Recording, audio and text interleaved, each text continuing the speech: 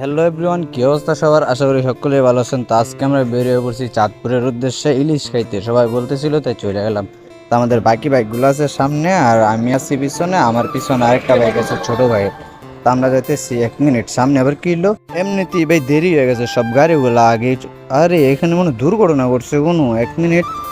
High রে ভাই, সিএনজির অবস্থা দেখেন, কোথায় গেছেন যে আটকাইছে।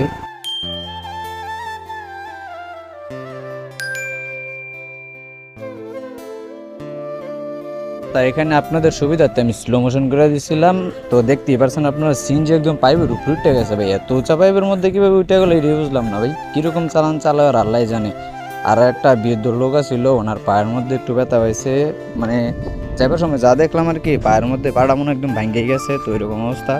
তো আল্লাহ জানে এরা কিরকম করে ভাই গাড়ি চালায়। গাড়ি খুব সাবধানে চালানো দরকার। কি একটা অবস্থা হয়তো খেয়াল করছেন কিনা জানি না, আবার চাইলে ব্যাক করে দেখতে পারেন।